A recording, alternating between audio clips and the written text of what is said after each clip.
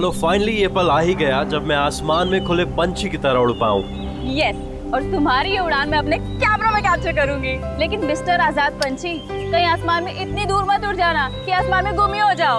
Don't worry madam, वैसे भी अगर रोनी जी आसमान में गायब हो भी गए ना तो वापस तो जमीन भी आना पड़ेगा ना। उड़ान भरने से पहले ही आप नीचे आने की बात कर रहे हो। चलो, हो गई तैयारी? All the best.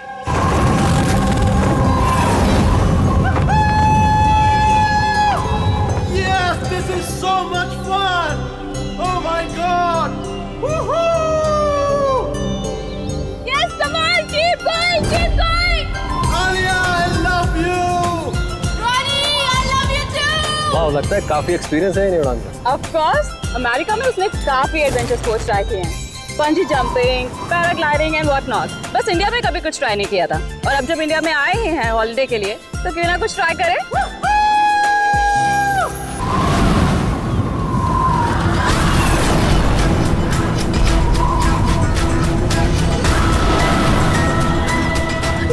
रोनी को कुछ हो गया। जॉनी से कुछ हो गया, देखो।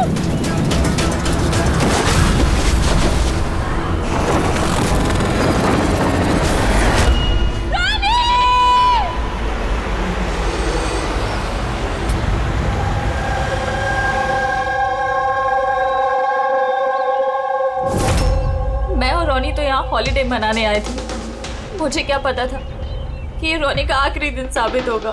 आलिया, हम जानते हैं ये घड़ी तुम्हारे लिए मुश्किल है, मगर प्लीज हिम्मत से काम लो। अब मैं न्यूयॉर्क जाके उसके डैड को क्या जवाब दूंगी कि मैं आई तो उसके साथ थी, लेकिन लौट अकेले रही हूँ। आपको किसी पे शक है? कौन मार सकता है रोनी को? सर, रोनी को कोई क्यों मारेगा? हम तो यहाँ किसी को जानते तक नहीं। कहीं ऐसा तो नहीं कि इसका कोई दुश्मन अमेरिका से इसका पीछा करते हुए यहाँ तक आ गया? नहीं सर, रोनी का कोई दुश्मन नहीं था। He was such a lively person, सब उसको पसंद करते थे। तो तुम्हारा कहना है कि यहाँ पे इंडिया में कोई रिश्तेदार, कोई दोस्त, कोई परिवार वगैरह नहीं है यहाँ पे? ये देश हमारे लिए अजनबी है सर। सब कुछ ना इन पैराग्लाइडिंग वालों ने किया है। Please sir, arrest them. आप हमें दोष मत दीजिए, रोजी रोटी है हमारी, हम क्यों मारेंगे इनके टूरिस्ट को? तो किसने मारा रोनी को फिर? सर, ये मुझे भी समझ में नहीं आ रहा है, 3000 फीट की ऊंचाई से गोली कैसे चली, किसने चलाई? तो रोनी 3000 फीट की ऊंचाई पे उड़ रहा था? हाँ सर, और मैंने खुद गियर चेक किया था, कोई भी खतरनाक चीज नहीं थी उसके अंदर।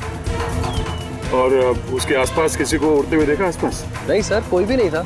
आसमान एकदम साफ था, रेडियस भी क्लियर था, और वो अपनी उड़ान एंजॉय भी कर रहे थे। पर सडन पता नहीं क्या हुआ, एकदम से धड़ाम से नीचे आकर गिर गए।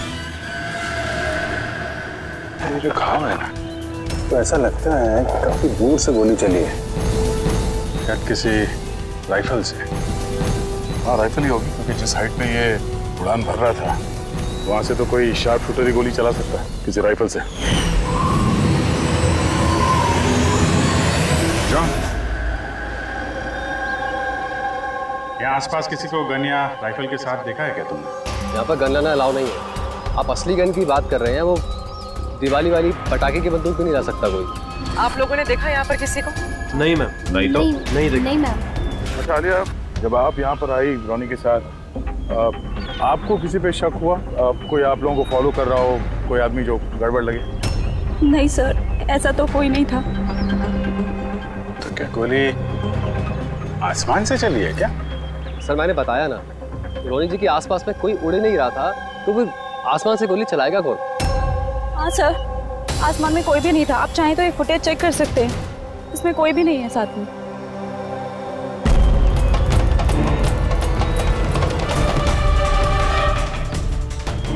फुटेज में तो रोनी के आसपास दूर दूर तक कोई दिख नहीं रहा। सर, जमीन से नीचे से ऊपर किसी ने गोली नहीं चलाई। ये कह रहे हैं कि जब वो ऊपर उड़ा था तो कोई उसके आसपास नहीं था, तो ऊपर से भी गोली नहीं चला सकता। ये बताइए, ये गोली चली तो चली कहाँ से और किसने चलाई? कमाल है यार, इसका कोई दुश्मन नहीं है, तो फिर इसको मारने के लिए इतनी प्लानिंग कौन करेगा? एक टेढ़ा केस लग रहा है। तो किसी टेढ़े आदमी को भेज देते हैं, टेढ़े सबूत, शायद उसे कुछ पता चल जाए।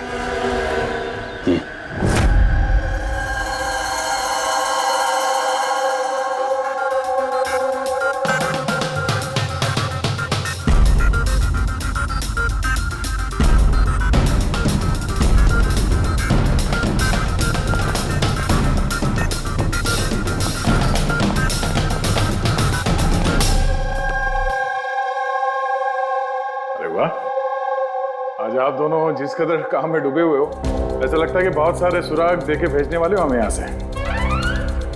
बहुत सारे सुराग? हाँ, और अगर एक भी नहीं मिला तो? सीधे सीधे बता ना, कोई सबूत मिला ही नहीं है, कोई सुराग ही नहीं मिला तुझे। सर उस गोली के बारे में कुछ पता नहीं चला? इतना पता चला है कि भाई ऊपर से किसी यूएफओ ने गोली चलाई हो।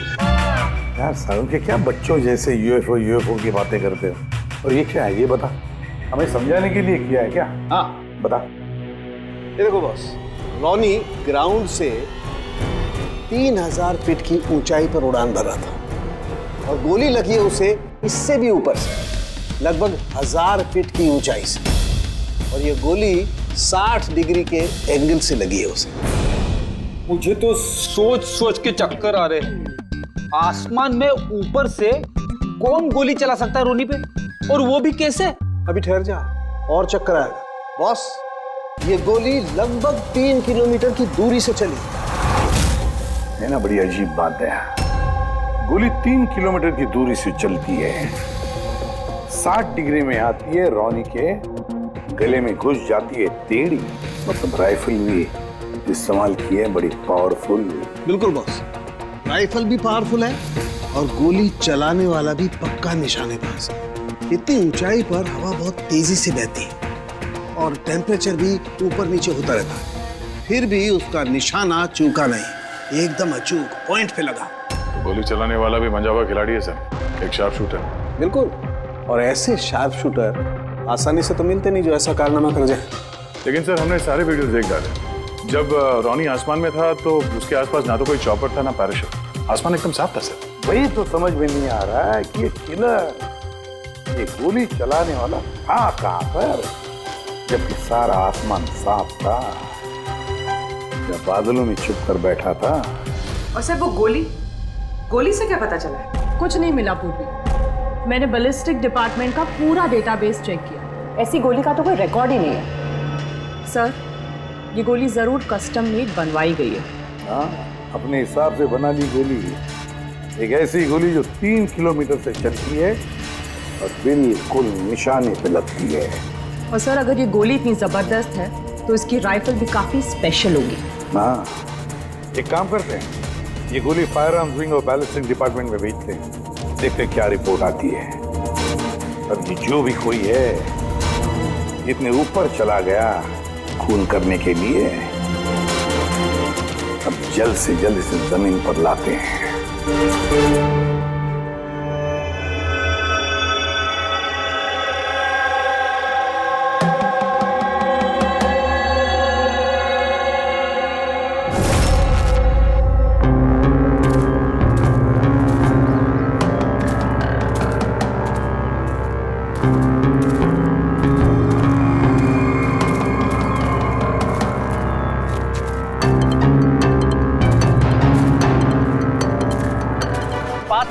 We can do it. यार गुरु, अब और नहीं चढ़ सकता, बहुत थक चुका हूं मैं। बस नवीन, ज्यादा दूर नहीं है, 3000 फीट चढ़ चुके हैं, पास ही में। We can do it. Come on.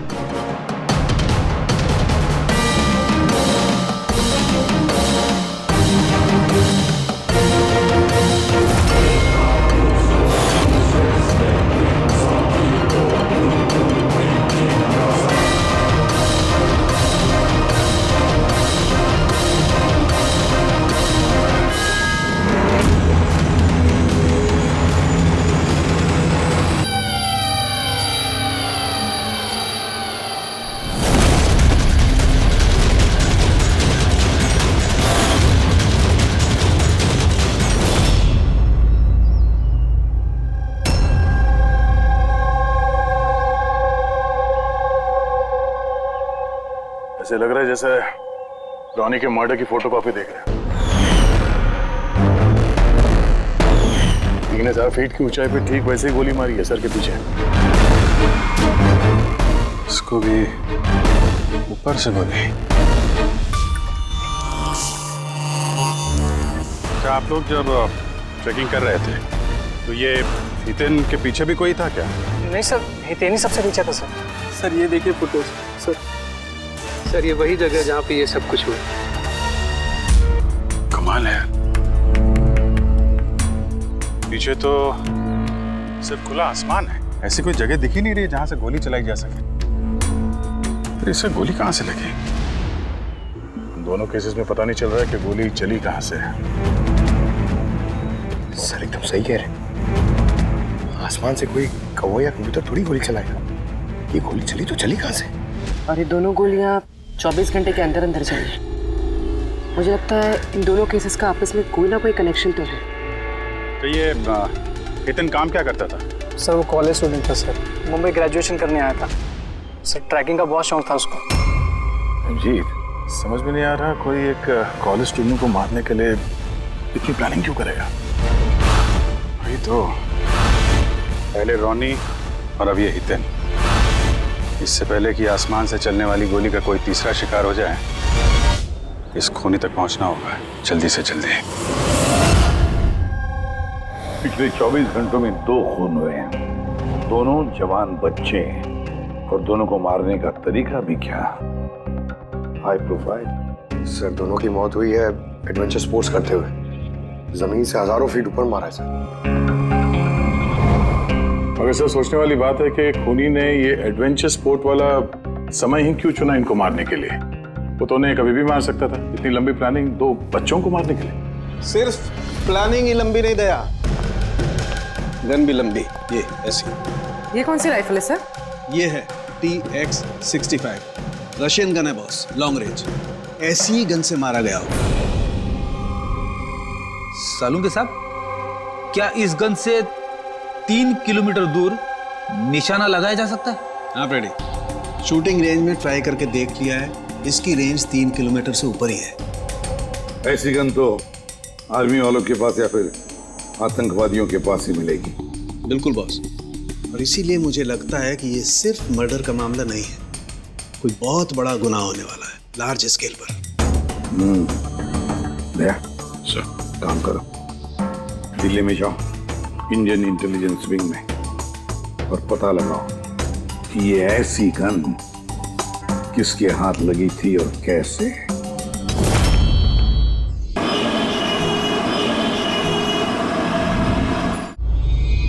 ये सारे खून इसी राइफल से हुए हैं, और आप लोग तो जानते हैं ऐसी हाई प्रोफाइल राइफल सबके हाथ में तो लग नहीं सकती। आप बिल्कुल सही कह रहे हैं सर। और गौर करने की बात तो ये है सर कि ये राइफल कोई खरीदना भी चाहे तो खरीद नहीं सकता। ये 1 या 2 पीस नहीं बिकती, पूरा का पूरा अलॉटमेंट होता है। तो पिछले कुछ सालों में जो आतंकवादी हमले हुए हैं उसमें ये इस तरह के राइफल इस्तेमाल हुए थे? जी हाँ। तो आपको किसी आतंकवादी गिरोह पे शक है? जी हाँ, अगर हमारा अंदाजा सही है तो हम जानते हैं कि इसके पीछे किसका हाथ है। कौन? इलवारे जिले में कुछ समय पहले हमारी आर्मी ने बहुत सारे हथियार जब्त किए थे। उन हथियारों में ये वाली राइफल भी। हाँ प्रताप सर, सारे आतंकवादी मारे, उनमें से एक आतंकवादी बचकर निकल गया और हमने उनके सारे हथियार जब्त कर लिए। Well done Pratap sir. और जो आतंकवादी भागकर गया है उसके बारे में सारे पोस्ट को अलर्ट कर दो। तो ये काम उस आतंकवादी का हो सकता है जो बचकर निकल गया था वहां से? जी हाँ, और हमारी इंफॉर्मेशन के मुताबिक ये आतंकवादी गिरोह जल्दी ही कुछ बड़ा करने वाला है। शायद ये उसी की शुरुआत हो। ये दोनों जुर्म कोई मामूली खून नहीं है, ये जरूर कोई बड़ी साजिश है, बड़ी साजिश, आतंकवादी हमले की साजिश। हाँ सर, और इस हमले को रोकने के लिए पहले इन आसमान से चलने वाली गोलियों का राज का पता लगाना पड़ेगा सर। और इस राज का पता करने के लिए हमें सबसे पहले ये पता करना पड़ेगा सर कि आतंकवादी रॉनी और हितेन जैसे आम आदमी की हत्या क्यों की। वैसे क्या कॉमन है इन दोनों खून में?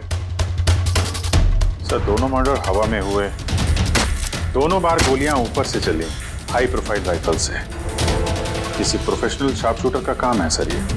और सर, इन दोनों केसेस में कोई वैंटेज पॉइंट नहीं है, कोई ऐसी जगह नहीं है जहां पे बैठ के खूनी इन दोनों पे गोली चला सकता है।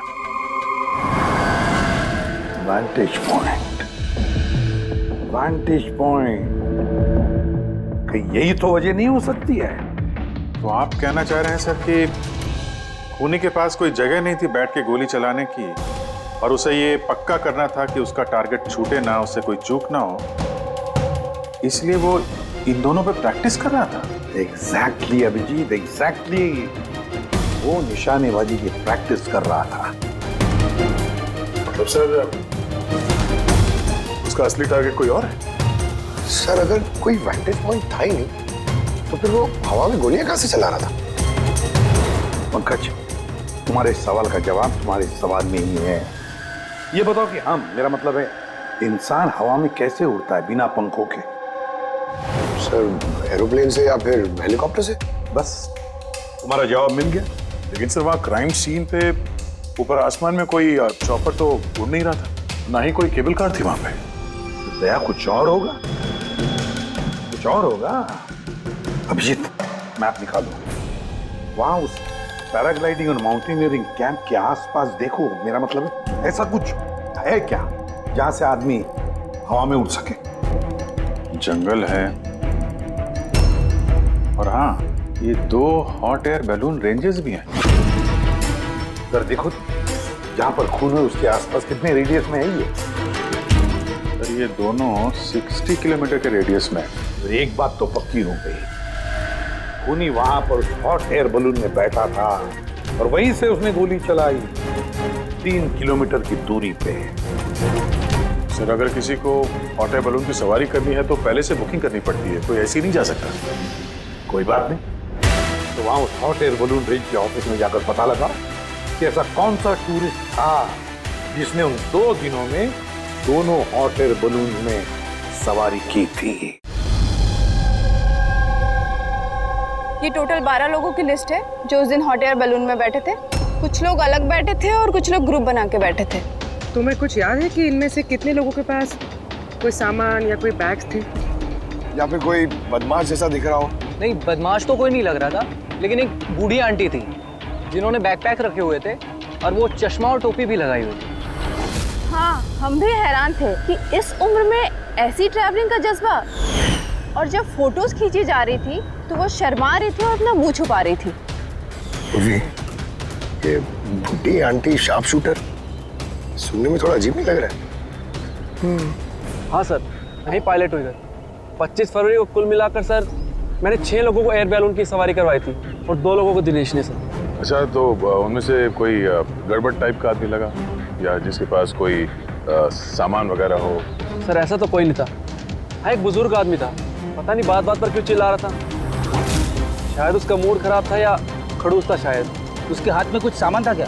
सामान तो नहीं था। हाँ, बैसाखी लेकर चल रहे थे। बैसाखी लेके चल रहे थे?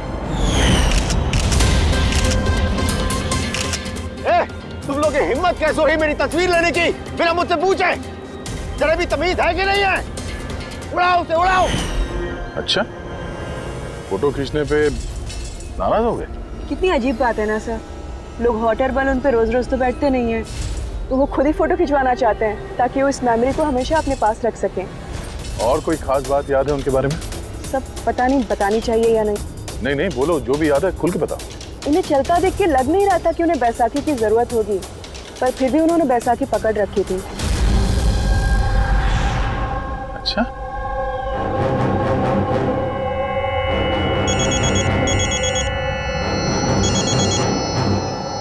हाँ सर। अपूर्वी, कुछ मालूम पड़ा? सर यहाँ पर एक बूढ़ी औरत आई थी और उसके हाथ में एक बैकपैक भी था। और हाँ, फोटो खिंचवाने से भी ऐतराज कर रही थी। अच्छा, यहाँ भी एक बूढ़ा आदमी आया था हॉट एयर बैलून में बैसाखी लेके, और उसे भी फोटो खिंचवाने से परहेज था। सर कहीं ये बूढ़ा आदमी और ये बूढ़ी औरत एक ही इंसान तो नहीं है? एग्जैक्टली, वही शार्प शूटर। उसके बैग में और इसके बैसाखी में वो राइफल था जिससे ये खून हुए। और सर दोनों दिन ये ऊपर अकेला ही गया होगा, क्योंकि अगर किसी और टूरिस्ट के साथ जाता तो फिर राइफल सेट करने में और निशाना साधने में काफी मुश्किल हो जाते। नहीं पूरी, मुझे लगता है वो अकेला तो नहीं गया होगा। मतलब हॉट एयर बैलून चलाना और साथ में ये राइफल भी चलाना, दोनों काम एक साथ करना जरा मुश्किल है। इस हॉट एयर बैलून का पायलट भी होगा साथ में। मतलब सर इस जुर्म में पायलट भी मिले हुए हैं? यस, एक काम करो, उस पायलट को पकड़ो जल्दी। उस दिन उस बूढ़ी औरत को ऊपर बैलून में कौन ले गया था? पायलट कौन था? संजीव था।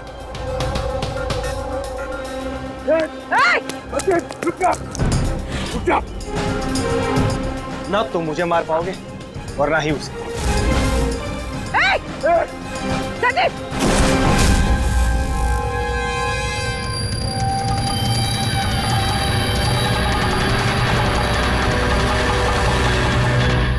ये तो अपनी जान देने के लिए तैयार था। ये कोई छोटे मोटे मर्डर्स नहीं है पंकज, कोई बहुत बड़ा मिशन है जिसे अगर जल्द से जल्द नहीं रोका गया तो कुछ बहुत बुरा हो सकता है। अच्छा गीता, 24 फरवरी को जो आदमी ग्रुप में नहीं जाना चाहता था, अकेले जाना चाहता था, उसका पायलट कौन था? कौन लेकर? सोलो ट्रैवलर को तो दिनेश लेकर गया था। कमाल है दिनेश, इतनी देर से चुप बैठे हो, कुछ बोल ही नहीं रहे हो। तुम लोग मुझे पकड़ नहीं पाओगे।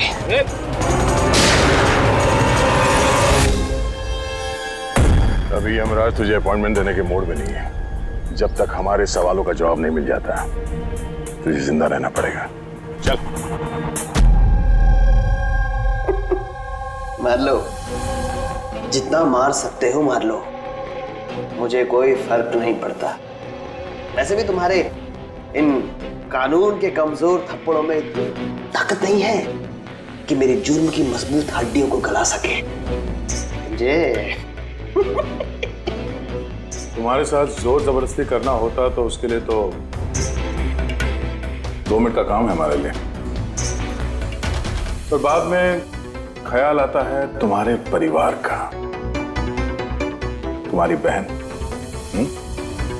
अगले महीने उसकी शादी है ना, कैसा लगेगा उसे कि उसकी शादी हो रही है और शादी के वक्त उसका भाई इस दुनिया में नहीं है? हाँ? और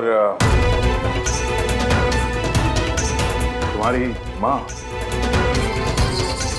हर महीने खर्चे के लिए पैसे भेजती हो ना, तुम्हारे जाने के बाद कौन ख्याल रखेगा उसका? कभी सोचा इसके बारे में? हाँ? नहीं? चलो, अभी मौका है, सरकारी गवाह बन जाओ। वादा करते हैं तुम्हारे जेल जाने के बाद तुम्हारी माँ का ख्याल हम रखेंगे। सच? मतलब पूरा ख्याल रखोगे? पूरा ख्याल? हाँ, तुम्हारी माँ का पूरा ख्याल रखेंगे। तुम बस ये बताओ कि किसके लिए काम करते हो? तुम्हारा बॉस कौन है? बता दो, पक्का बता दो? हाँ बताओ।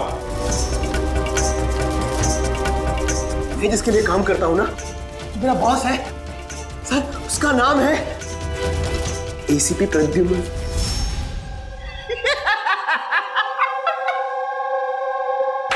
एसीपी प्रद्युम्न, जाओ पकड़ लो और गिरफ्तार कर लो उसे। कहा था ना, मैं कुछ नहीं बताने वाला, जो कर सकते हो कर लो। CID CID. Oh boss, boss.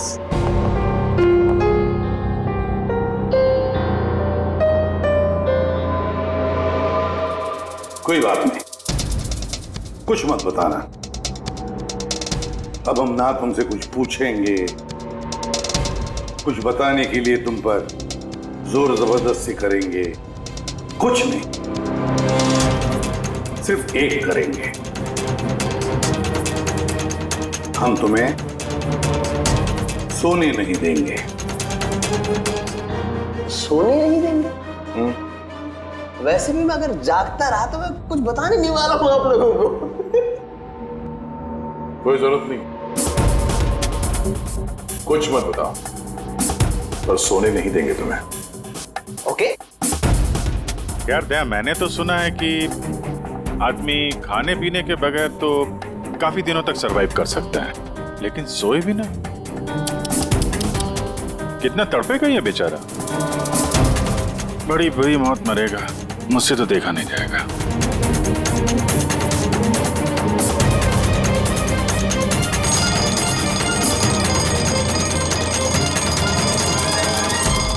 समय काटने के लिए आसानी होगी। हाँ?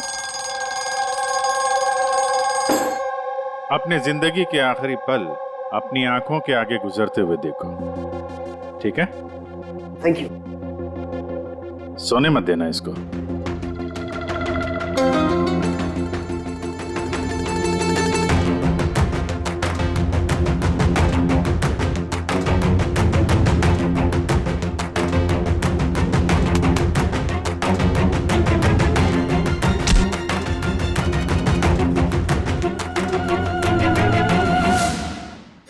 Bloody sir.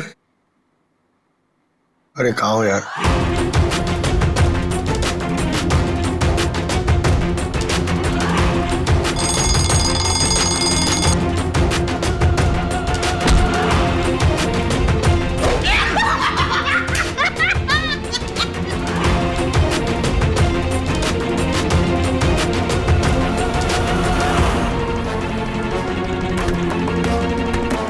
जब तक मुंह नहीं खोलेगा सोने का नहीं, समझे? 5 मिनट में नहीं। नहीं 1 मिनट। 1 मिनट तो सोने दो। 1 सेकंड। सोऊंगा नहीं। नहीं सोऊंगा बिल्कुल नहीं, बिल्कुल नहीं सोऊंगा।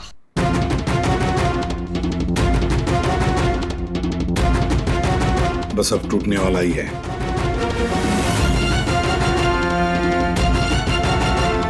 सब बकना शुरू कर देगा अभी। बल्लू, बल्लू नहीं सोएगा तू।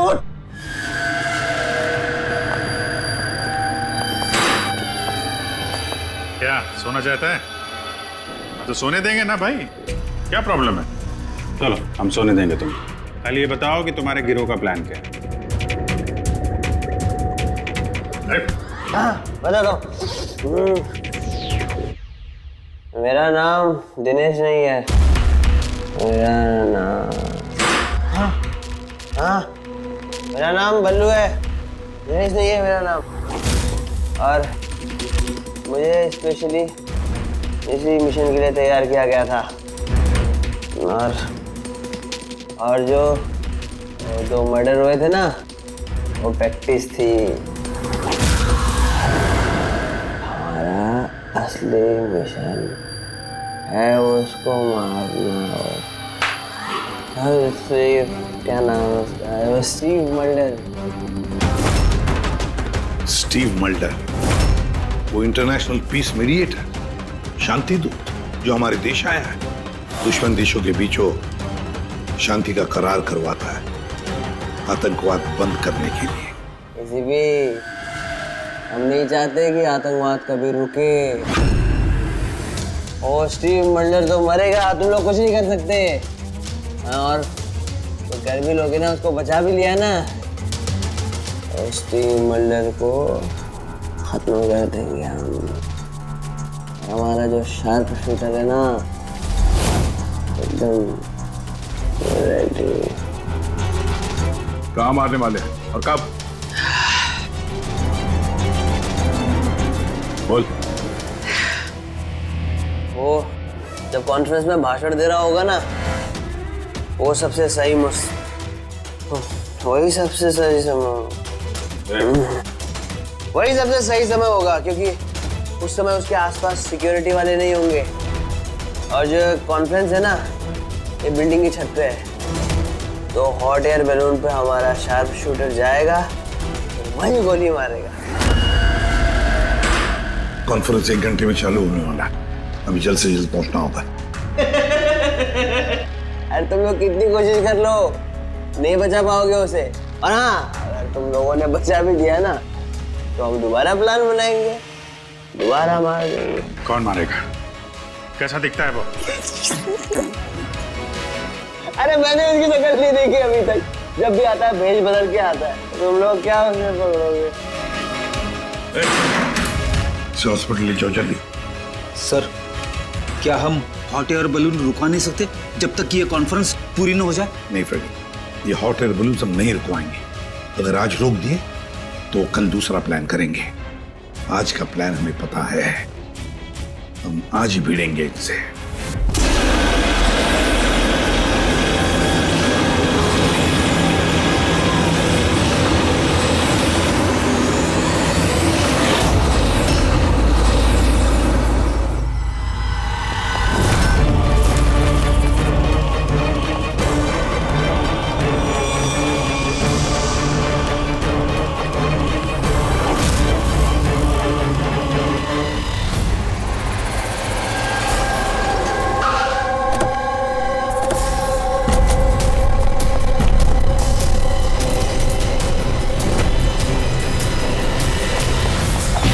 CID, मिस्टर स्टीव मर्डर कहाँ है? ऊपर कॉन्फ्रेंस में।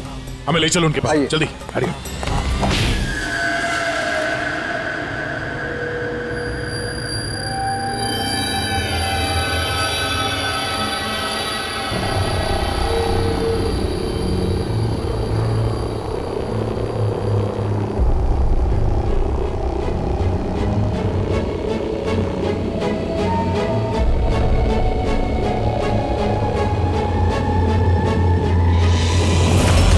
सर यहाँ पे 4 बलून है, 2 हवा में है और 2 रेडी हो रहे हैं उड़ने के लिए। मेरे सामने जो बलून है सर, उसमें एक कपल है और वो लड़के के पास एक बैकपैक है। नजर रखो उन पे, कौन कौन आ रहा है, कौन कौन जा रहा है, सब पे ध्यान रखना। ओके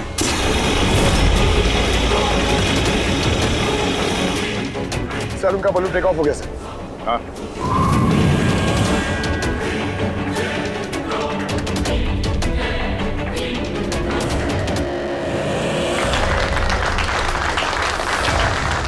इस दुनिया में टेररिज्म क्यों है, ये क्वेश्चन बहुत जरूरी है। और ये टेररिज्म तभी स्टॉप हो सकते हैं जब सभी देश भाई भाई की तरह साथ रहें। टेररिज्म को जड़ से उखाड़ फेंकना होगा हम सबको।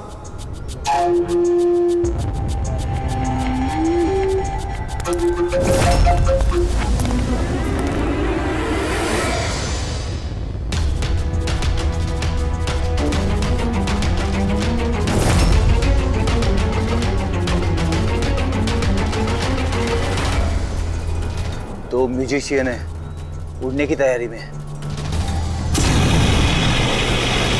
उनके हाथ में गिटार के बैग है। अब ये बताना मुश्किल है कि अंदर गिटार है या गन।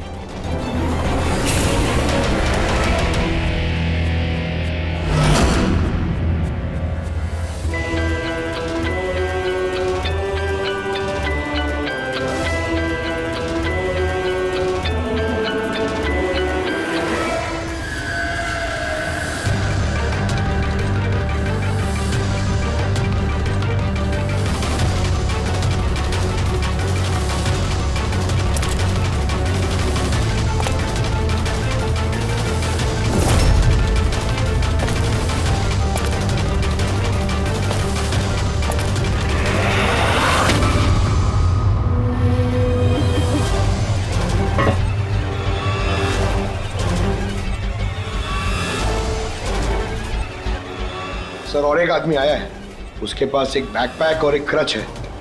वेट करते हैं।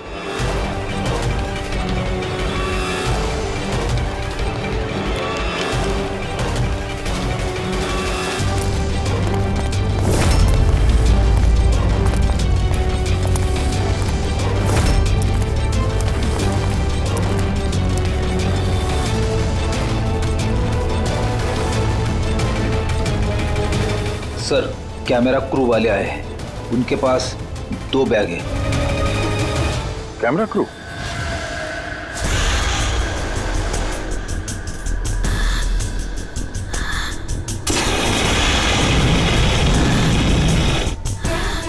उन्हें नजरों से ओझल होने मत देना, नजर रखो उन पे।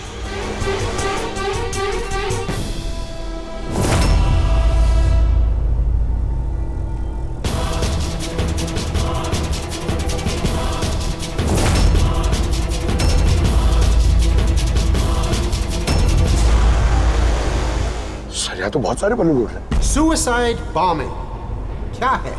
कोई खुशी खुशी हो अपनी जान देने को कैसे रेडी हो सकते हैं? जिंदगी अनमोल। Oh no, We need to respect ये सारे बलून? life। और हर देश वो कौन सा बलून होगा जिसकी हमें तलाश है? लगता है भेष बदल के आया है। ये तो शक्ल से कुछ गड़बड़ लग रहा है।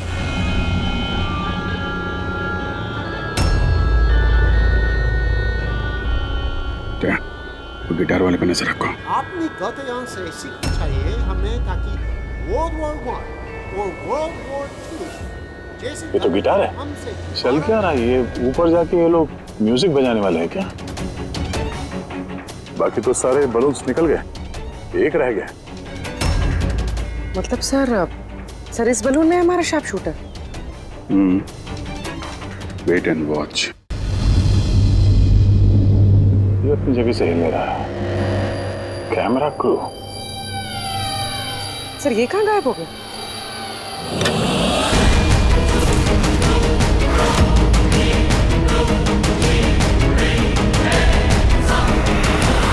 सर इसके पास तो राइफल है, वैसे जैसे साड़ों के सर ने बताई थी। अभिजीत,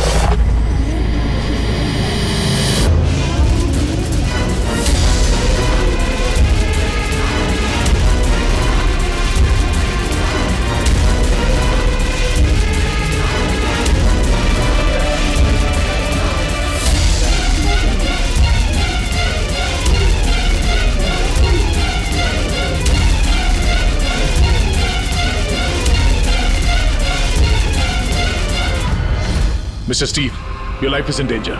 आपकी जान को खतरा है। आप क्या करें? We have a plan. Thank you CID. अगर आप लोग आज सुबह वक्त पे नहीं आते, मैं जिंदा नहीं होता। देखिए मिस्टर स्टीव, खतरा अभी गया नहीं है। अभी खून ही पकड़ा नहीं गया है, इसलिए बी सेफ है। Be careful. Okay Freddy, Pankaj, उस बलून पे नजर रखना, आंखों से ओझल होने मत देना। हाँ सर, हम लोग बलून को ट्रैक कर रहे हैं।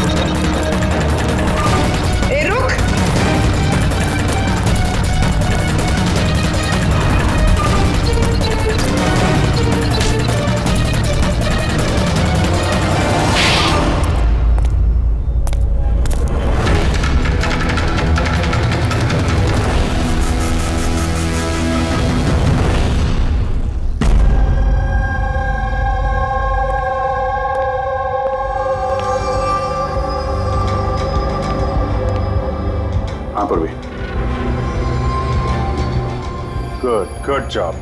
Congrats. पकड़ गया killer, Mr. Abhijit? Yes, Mr. Steve, we got him. Yes. Well done. Well done. CID बरसों से इस देश की सेवा कर रहे हैं और आज एक बार फिर आपने एक खतरनाक टेररिस्ट को पकड़ लिए हैं। अभी वो पकड़ा क्या है? बहुत जल्द हम उसके पूरे ग्रुप को पकड़ लेंगे। Mister Steve, we are very proud of you. आप जैसे लोगों की दुनिया को जरूरत है, जो आप जैसे साहसी हैं और नेक हो।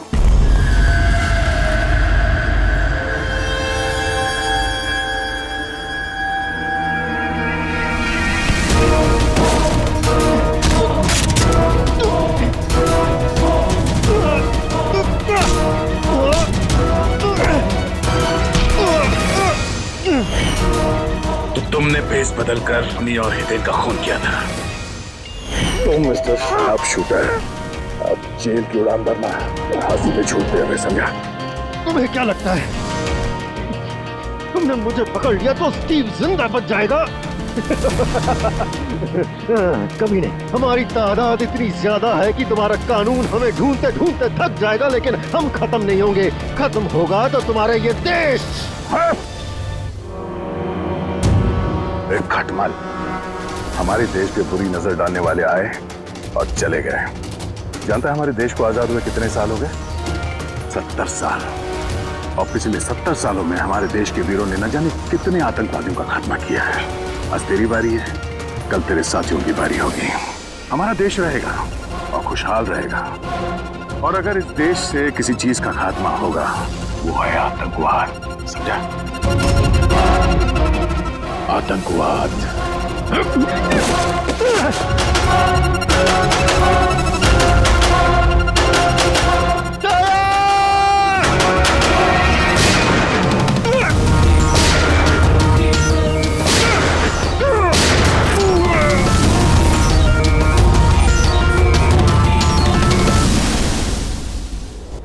आतंकवादी पीठ पे ही गोली मारोगे? हम लोग यहाँ खाते गोली, यहाँ।